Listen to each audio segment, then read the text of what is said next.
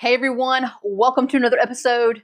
This is the very last episode in this little mini series called Performance versus Permission.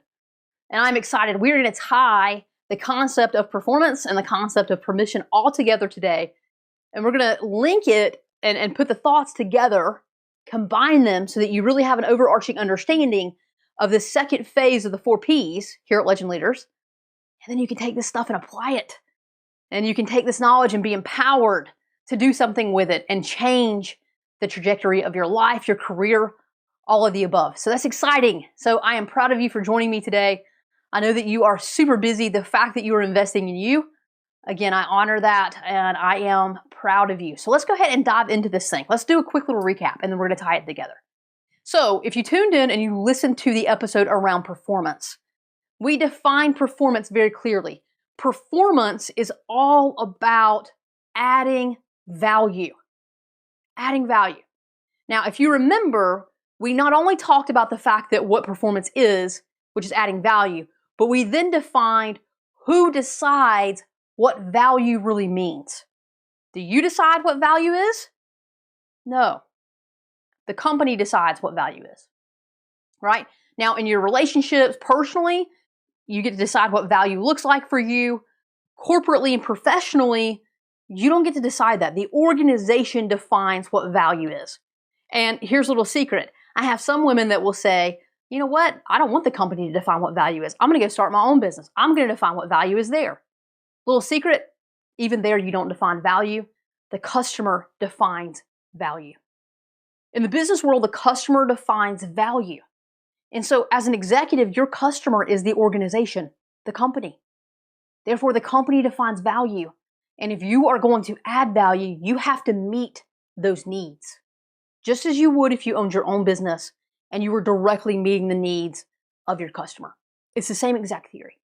Okay, so performance, for us to truly perform, means that we're adding daily value, and that value is defined by the organization, not by us. Not by what we think is valuable, not by what we want to be valuable, not by what we are safe doing and feeling like we're adding value to. It's none of those things. It's clearly defined in what the company decides and shares is valuable to them.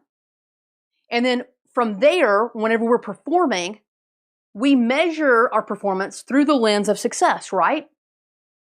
If we're performing at the level we believe we need to, if we're performing at the level we're striving to deliver upon, then what we realize is then we're successful. If I perform here and I hit the mark, then I should be generating success. And there are a lot of ways to measure success, but mostly we try to measure success in a few ways. If you think about it, right? We earn our bonus. We have impact in our roles, right? We can see a change. We can see a change that we have effectively driven or sponsored or pushed forward in the organization to make it better or to better serve the customer. We see it through, our annual reviews, which is, a pay raise, right? Our performance review is tied to a pay raise or another promotion, right? So let's go through that again. Bonus, impact, pay raise, promotion. Those are typically the ways that we measure success in the executive space, right?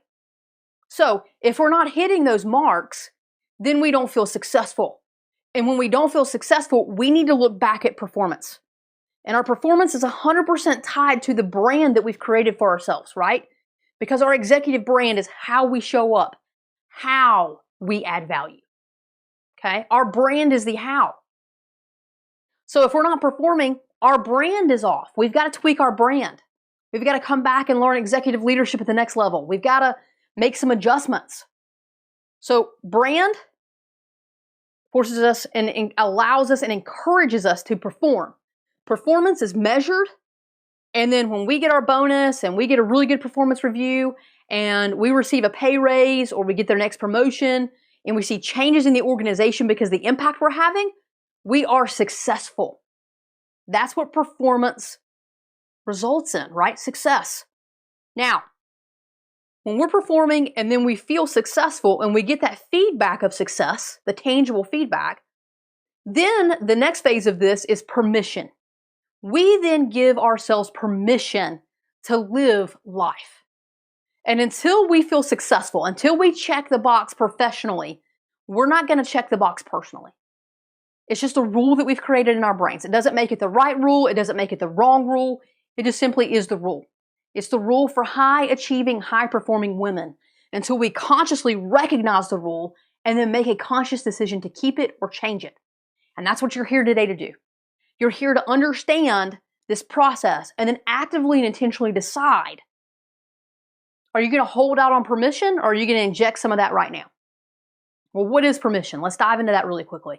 So if you recall from last week, permission is not being granted from anyone else. It's from us, from ourselves. We're the only ones that we're seeking permission from because we're the only ones that have set the bar for ourselves. No one else's bar can compare to ours. And so when we believe that we've achieved, when we believe that we are successful, then and only then have we allowed ourselves to start living. Now, do we live a little bit here or there? Do we go on vacations? Of course we do. But it's small bites, small moments of time that we give ourselves permission to live. What we continue to tell ourselves is that when we're performing and we're successful in the executive role, then we will truly give ourselves permission to not work late at night, to really show up for family dinners, to have holidays off, to not take on the extra projects, right? Those are the things that we tell ourselves consciously or subconsciously. That's where permission comes in. Permission to just be. You've never allowed yourself to just be because you've tied your value and your worth to performance. Okay? And when you feel like you finally reached the mark, then you're going to live. That's where the performance comes in. And I just want you to see that. And I want you to ask yourself, are you holding back on permission because you are performing? Are you holding back on certain things and missing out on life and creating regrets for yourself because you're waiting for that perfect level of defined success? Only you can answer that. But I want you to understand consciously the decisions that you're probably making subconsciously because that's where the power is. So I want you to think through that. And then the way that we put all this together is just like I walked you through. I'm going to go through it one more time so we can really be in this thing together, right? We're really on the same page. Promotion happens, right? These are the 4 Ps. I'm going to go through all of them again. And remember, the first 2 Ps were last month. So if you didn't tune in, check it out. I went into the first 2 Ps well in depth, okay?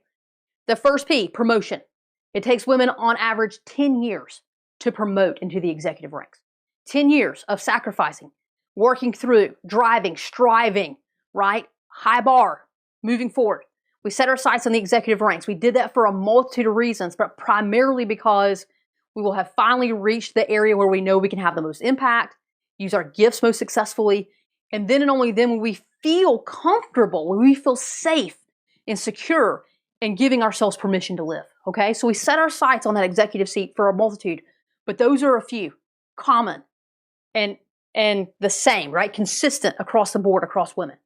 High achieving, high performing, focused women who are striving, or who are going to be, or who already are in the executive seat. So promotion, 10 years. Preparation. I've got to learn how to exec correctly. I've got to learn how to perform in the executive ranks, which means I've got to create a brand. I've got to create a high performance executive brand.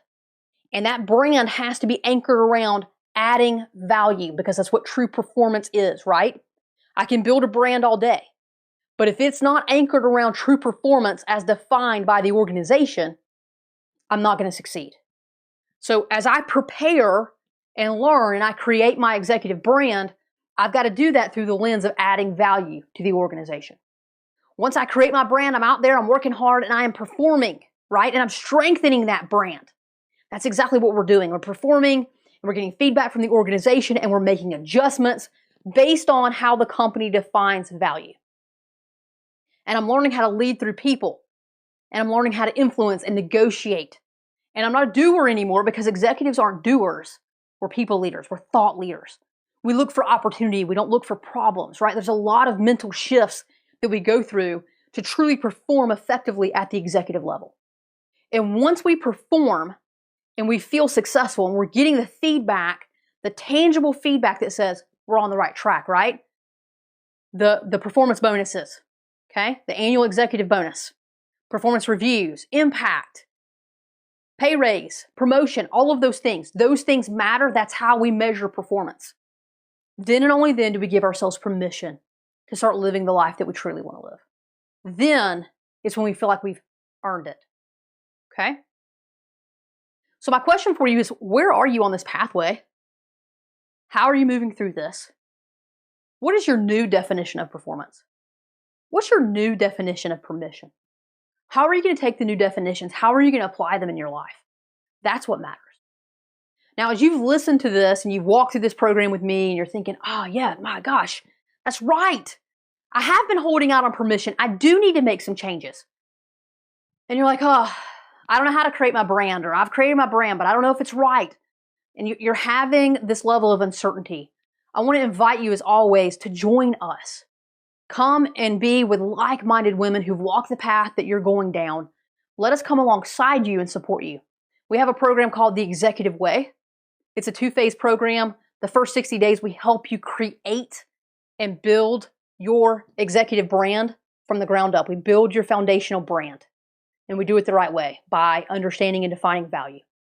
And then the next 12 months, we work with you monthly to help you strengthen that brand and really learn the key strategies to be the executive that you want to be and that you are destined to be, right? And we measure that through making sure you get your bonus and your pay raise and your next promotion and all the things that we just talked through.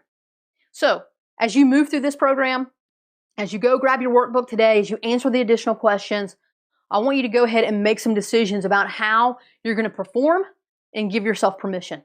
If you'd like someone to walk alongside you, if you want to come and join the community here at Legend Leaders, the door is open. I invite you to schedule a call with us. We would love to connect with you, learn more about you, and meet you where you are. As always, go and be legendary.